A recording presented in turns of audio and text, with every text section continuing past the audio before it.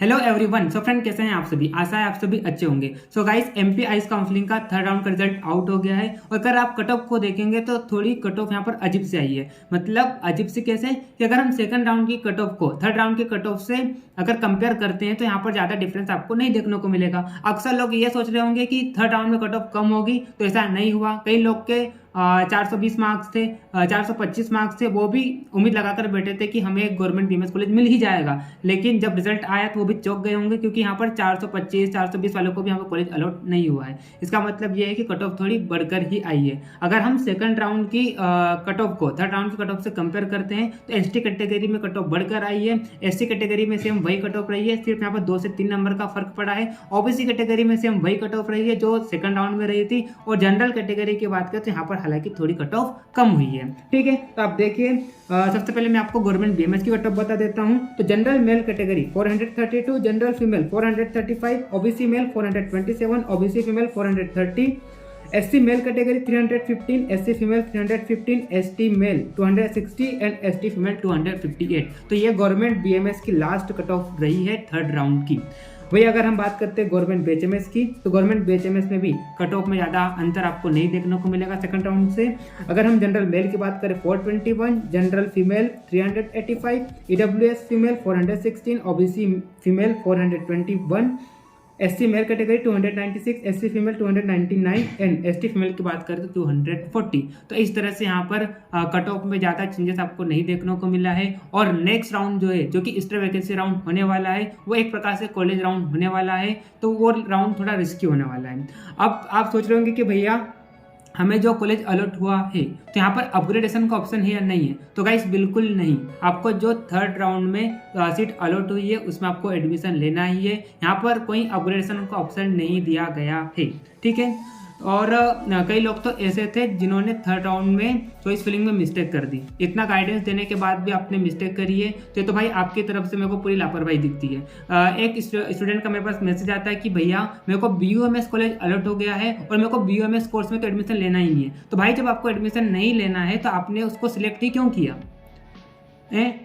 और कई लोग तो ऐसे थे कि भैया मेरे को ये कॉलेज अलर्ट हो गया और उस कॉलेज में तो मेरे को एडमिशन ही नहीं लेना है। तो भाई मैंने आपको इतना गाइडेंस दे रहा हूँ, मैं इतनी लगातार टाइम टू टाइम वीडियो आ रही है, उसके बाद भी आप इतनी मिस्टेक कर रहे हैं। मैंने आपको बोला था कि थर्ड राउंड में आपको चॉइस फिलिंग ध्यान से करना है। जिस कॉलेज में आपको नहीं जाना है उस कॉलेज को चॉइस फिलिंग में डालना ही नहीं है। जब मैंने आपको इतना बताया, इतनी अच्छी अच्छी आपके लिए वीडियोस बनाई, टाइम टू टाइम आपको मैं वीडियोस दे रहा हूँ, सारी अपडेट दे रहा हूँ, इतनी गाइडेंस दे रहा हूँ, यहाँ तक कि मैंने ये भी बोल दिया था कि अगर आपको किसी प्रकार की कोई डाउट हो तो मुझे आप मैसेज कर दीजिए। मैंने थर्ड राउंड में पर्सनली लोगों की चॉइस फिलिंग भी की है। मैंने लोगों से कॉन्टेक्ट भी किया था और कई लोगों ने तो मेरे से पूछा भी था कि भैया ये चॉइस फिलिंग सही है और मैंने उनको आंसर भी दिया था। तो आपने ऐसी मिस्टेक फिर क्यों करी? अगर आपको जिस कॉलेज में नहीं लेना एडमिशन तो उसको चॉइस फिलिंग में डालना ही नहीं था।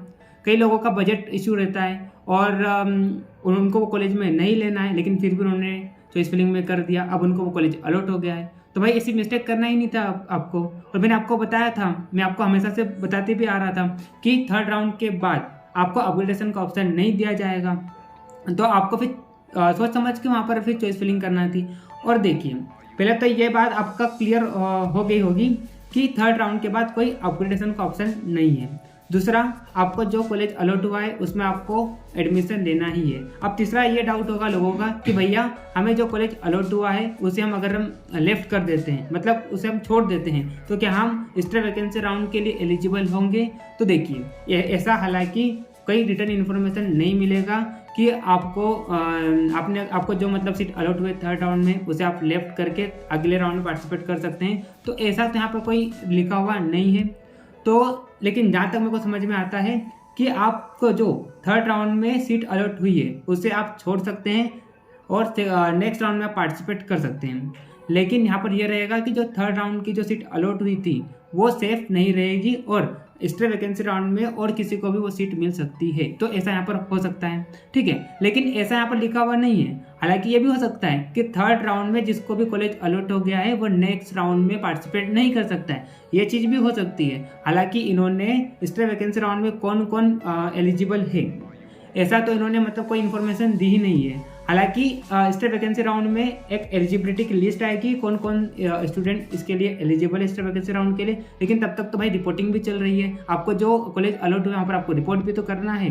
अब वो कब सीट आएगी तो इसके में हालांकि वो एलिजिबल लिस्ट कब आएगी, लेकिन आपको रिपोर्टिंग भी तो करना है। यहाँ पर डिसीजन लेना थोड़ा मतलब आपके लिए कठिन हो जाएगा, लेकिन फिर भी मैं आपको बता रहा हूँ कि जिन भी स्टूडेंट को सीट अलॉट हो गई है तो मैं तो आपको ये बोलूँगा कि जो भी कॉलेज आपको अलॉट हुआ है वहाँ पर जाकर आप एडमिशन ले ही लीजिए, क्योंकि देखो नेक्स्ट राउंड कॉलेज राउंड होने वाला है। और मैंने आपको बताया भी था लास्ट वीडियो में 1/10 मेरिट रैंक क्या होती है। यहाँ पर क्या होगा कि आपकी जो मेरिट रैंक है वो कॉलेज वाइज आएगी, और यहाँ पर मान लो एक कॉलेज में एक सीट वैकेंट है तो उस सीट पर 10 लोग काउंसलिंग करेंगे।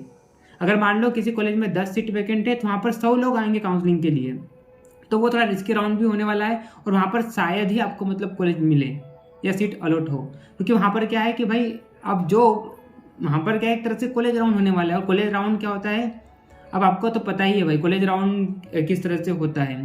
तो वहाँ पर क्या आपको अनफॉर्चुनेटली मतलब किस प्रकार से किसी के कट ऑफ मिलेगी उसके बारे में हम यहाँ पर बात नहीं कर सकते यहाँ पर, लेकिन फिर भी मैं आपको बता रहा हूँ कि जो भी आपको सीट अलॉट हुई है थर्ड राउंड में उसे आप ले ही लीजिए। लेकिन अगर कोई स्टूडेंट मान लो सीट को छोड़ना चाहता है तो एक बार प्लीज़ मेरे को पहले कॉन्टैक्ट कर लीजिए। हालांकि मैं इसके रिगार्डिंग एक अलग से वीडियो लेकर आऊँगा जब मुझे कंप्लीट इन्फॉर्मेशन एकदम एक्यूरेट इन्फॉर्मेशन मिल जाएगी कि थर्ड राउंड में आप सीट छोड़ते हैं तो नेक्स्ट राउंड में पार्टिसिपेट कर सकते हैं नहीं कर सकते। ऐसी इन्फॉर्मेशन अगर मेरे को पूरी मिलती है तो मैं अलग से वीडियो बनाऊँगा। लेकिन हालांकि जहाँ तक मेरे को लगता है कि आप सीट को छोड़ सकते हैं और नेक्स्ट राउंड में आप एलिजिबल हो, लेकिन फिर भी अगर आप सीट छोड़ रहे हैं तो एक बार मेरे को कांटेक्ट कर लेना। @amanjaiswal30 ये मेरी इंस्टा ID है, आप मुझे वहाँ पर फॉलो कर दीजिए। और अगर आपके जो भी डाउट हैं स्टेट वैकेंसी राउंड से रिगार्डिंग हो या थर्ड राउंड के रिगार्डिंग हो, डॉक्यूमेंट्स के रिगार्डिंग हो, रिपोर्टिंग के रिगार्डिंग हो, किसी प्रकार का काउंसलिंग के रिगार्डिंग कोई डाउट हो तो आप मुझे वहाँ पर कॉन्टेक्ट कर सकते हैं। तो इस तरह से आज मैंने आपको BMS गवर्नमेंट का और BHMS गवर्नमेंट की कट ऑफ बताई है। कल मैं प्राइवेट की कॉलेज वाइज आपको कट ऑफ बताने वाला हूँ कि क्या कट ऑफ रही थी। हालांकि देखो गवर्नमेंट BMS और BHMS का तो सबका क्लियर ही होगा कि क्या कट ऑफ रही है, लेकिन प्राइवेट वालों को थोड़े यहाँ पर ज़्यादा डाउट होते हैं, तो मैं डिटेल में इसकी वीडियो लाने वाला हूँ कल। तो आप बने रहिए। चैनल को आपने अगर सब्सक्राइब नहीं किया चैनल को सब्सक्राइब कर लीजिए और बेल नोटिफिकेशन को ऑन कर लीजिए ताकि मेरी तरफ से कोई नोटिफिकेशन आए तो आपको वीडियो आए तो आपको नोटिफिकेशन मिल जाए। सो गाइस देखिए फिर मैं आपको बोल रहा हूँ, अगर आपको किसी प्रकार का कोई डाउट है तो आप मुझे मैसेज कर सकते हैं। मैं सारे लोगों का जितने भी डाउट होते हैं उनको आंसर करता हूँ, तो आपके जो भी डाउट है तो आप मुझे पूछ सकते हैं। सो गाइस मिलते हैं नेक्स्ट वीडियो में, तब तक के लिए okay bye, see you again.